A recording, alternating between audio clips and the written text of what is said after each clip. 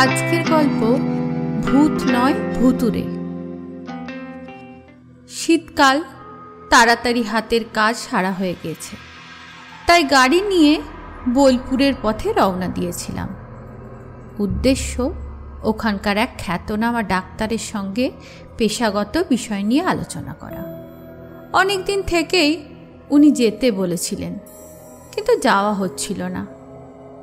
বোলপুর পৌঁছলাম বিকেল 3টে সাড়ে 3টে নাগাদ। কথাবার্তা আলোচনা হলো, বেশ তৃপ্তি পেলাম। বোলপুর ছেড়ে কাটোয়ার উদ্দেশ্যে যখন গাড়ি ছাড়লাম তখন সন্ধে হয়ে গিয়েছে। আনন্দ করেই গাড়ি চালাচ্ছিলাম। নানুরের কাছে এসে হঠাৎ মামা বাড়ির কথা মনে এলো। আরে, নানুর থেকে 2-3 কিলোমিটার দূরেই তো মামার বাড়ি। বুকটা হু হু করে উঠল। ছোটবেলার কত কথা মনে পড়ল। এখানেই তো বাস থেকে নেমে গরুর গাড়িতে মায়ের সঙ্গে কতবার মামা বাড়ি গিয়েছি। তাই ঝোঁকের বসে গাড়ি ঘুরিয়ে মামা বাড়ির পথ ধরলাম। রাস্তায় বেশ কিছু মিষ্টি নিলাম। কিছুক্ষণের মধ্যেই মামা বাড়ি পৌঁছে গেলাম। সে কি আনন্দ বলে বোঝাতে পারবো না। কতদিন পরে ভাগ্নে এসেছে, সে আবার ডাক্তার। বাড়ির সবাই এক জায়গায় জড়ো হয়েছে। অনেক গল্পগুজব হলো, কেউই ছাড়তে চায় না। কিন্তু পরের দিন সকাল থেকেই আমার হাসপাতালে ডিউটি, তাই আমাকে সকালেই চলে যেতে হবে। সেজ মামা পুকুরে জাল ফেলে বড় বড় রুই মাছ ধরল। সবই আমার গাড়ির ডিকিতে তুলে দিল।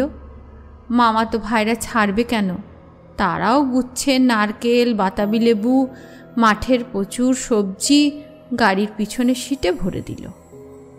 চা মিষ্টি জল খেয়ে আমার বেরোতে 9টা সাড়ে 9টা বেজে গেল। গাড়ি চালাচ্ছি আপন মনে। রাস্তাঘাট শুনশান, কোনো জনমানসীর দেখা নেই। নানুর অবধি সবই ঠিকঠাক চলছিল। মনে মনে ভাবলাম রতনপুর পীরতলা হয়ে চলে যাব, তাড়াতাড়ি হয়ে যাবে। কিন্তু রাস্তার ঝাঁকুনিতে গাড়ির পেছনটা ওলট পালট হয়ে গেল। গাড়ি থামিয়ে সব মালপত্র গুঁজে গুঁজে সব ঠিক করলাম। এইবার রতনপুর পীরতলার পথ ধরলাম।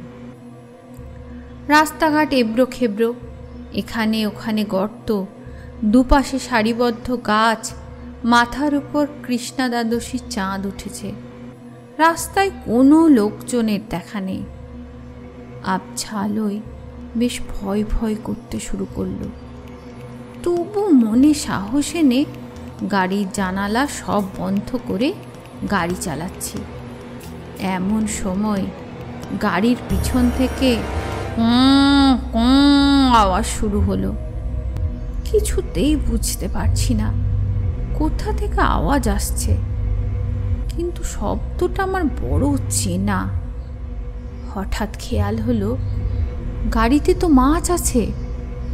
ভাবতেই সারা শরীর জুড়ে একটা শিহরণ খেলে গেল। মনে পড়ল তেনারও তো আবার এইসব জিনিস বেশি পছন্দ করে, কিন্তু আওয়াজটা কিছুতেই যাচ্ছে না, আর আমারও ধৈর্যচ্যুতি ঘটছে। অবশেষে রতনপুর পীরতলা পৌঁছে গেলাম। চারিদিক জনশূন্য। গাড়ি দাঁড় করিয়ে সব দেখলাম। দরজাগুলো সব ঠিকঠাক লাগানো হয়েছে কিনা, কিন্তু সব তো ঠিকই আছে। কোনো কুলকিনারা পেলাম না। ভয়টাও পিছু ছাড়ছে না। এবার পড়ি মরি করে স্পিড বাড়িয়ে ফুটি সাঁকো হয়ে যখন কাটোয়া ফিরলাম তখন রাত 12টা বাজে। শব্দটা তখনও হয়ে চলেছে।